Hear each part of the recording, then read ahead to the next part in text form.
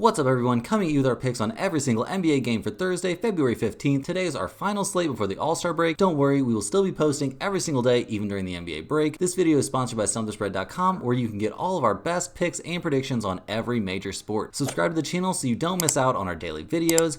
Big welcome to all the new subscribers. We've added over 1,000 new subs to the channel since we started posting again, which is absolutely incredible. Don't forget to comment below with any questions or bets on today's slate. I read and respond to every single comment. Now let's dive into our first game of the day with the Bucks heading to Memphis to take on the Grizzlies. Milwaukee comes into this game fresh off a terrible loss to the Miami Heat. The Bucks did not play well in this game at all. They managed to lose this game despite Jimmy Butler sitting out. The Bucks only shot 33% from three, not that bad, but only 44% from the field overall. Giannis was fine. He put up 23 points, but Dame didn't look so good. Not having Chris Middleton is really hurting this team. It seems pretty clear at this point. I don't know why Brook Lopez is only taking 9 shots in this game. Lots of question marks. Bobby Portis was actually really good off the bench, and they still got absolutely washed. The Bucks defense was a huge issue in the game. They were just getting absolutely shredded by Hero, Bam. Duncan Robinson had a huge game. They allowed the Heat to shoot 19 of 40 from 3 in the loss. So terrible game from the Bucks. They're going to be in bounce back territory in this one for sure. The Memphis Grizzlies come into this game fresh off a rare win. They actually took down the Rockets last night playing in Memphis, so they don't have to travel for this one, but this is a back-to-back night for them. Memphis is as healthy as they can be at this point in the season coming into this game. They haven't had a very good time. The Grizzlies come into this one overall only 10 and 16-0 against the spread when playing at home. They're not that bad on no rest. They're 4-5 against the spread, so nothing too terrible. That's not a huge thing to take into consideration, but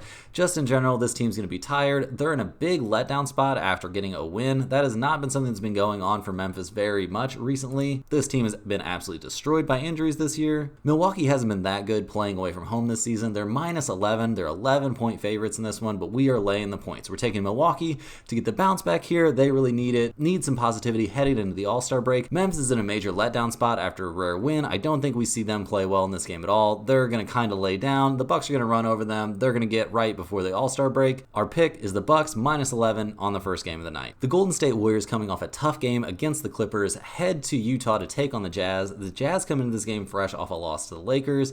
Not a great look. Utah has not been able to play well against the better teams in the conference, which is going to make it pretty much impossible for them to climb the standings in the West. They're just not quite good enough a team. They don't have enough talent on the roster. They don't have enough depth.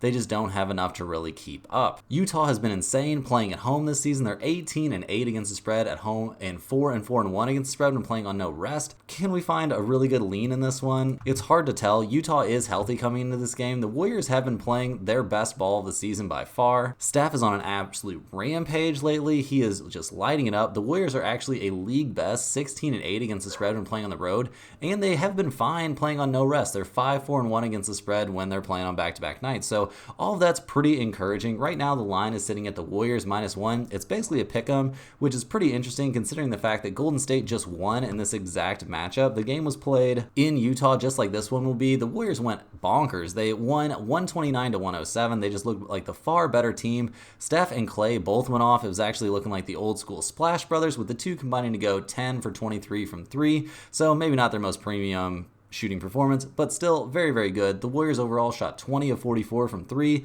That'll definitely get the job done. The bench looked good, the starters looked good, and the Jazz just couldn't get over the hump. Markkanen didn't have a very good game. He was fine, but he has to be really, really good for this team to win. We're going to take the Warriors playing on back-to-back nights in this one. Could end up being one of our bigger plays this slate. So far, we like both of the first 2 games quite a bit. The Minnesota Timberwolves stay in Portland to take on the Blazers. This is the second game of a 2-game series, with both games going to be played in Portland.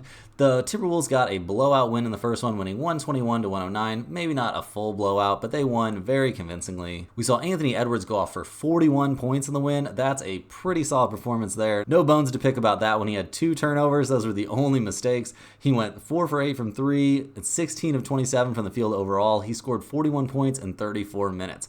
That'll work. That'll get the job done. If the Timberwolves can keep playing at that kind of pace and with that sort of dedication to winning, even against mediocre opponents, they're going to go pretty far. The Blazers have now lost 5 in a row and could be staring down the barrel of a 6th. They're pretty big underdogs. Right now, they're not looking healthy. I don't think they're going to have Malcolm Brogdon for this game. Scoot Henderson is listed as day-to-day, but that doesn't really move the needle for me. I'm not too concerned either way with him.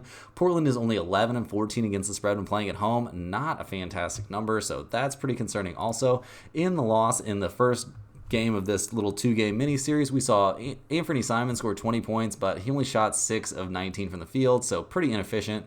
Ayton actually looked like a monster, which is weird. You kind of wouldn't think that he would do that well against Rudy Gobert, but he did. Honestly, up and down the lineup, it just doesn't look like the Blazers have enough firepower to keep this game close. In the season series, the Timberwolves are 2-0, and they've won both games in very convincing fashion, easily in double figures. I think they are going to replicate that performance. I think there's a very good chance that they get the win and cover playing on the road in this one. They're 15-15 against the spread on the road, and I think this is going to be another road win for them. We're going to go ahead and take Minnesota to get the win and cover in this one. They're the far better team. That's all the games for today's slate. With the All-Star break kicking in after these Thursday games, we're going to switch things up. Until the NBA season gets back underway on February 22nd, we're going to be covering some NCAA basketball. So let me know what you think about that down in the comments, along with all your best bets and questions on today's slate. Don't forget to get over to stumpthespread.com to see all of our top plays, and hit that thumbs up button and subscribe if you are enjoying these videos. See you guys tomorrow for some college basketball action.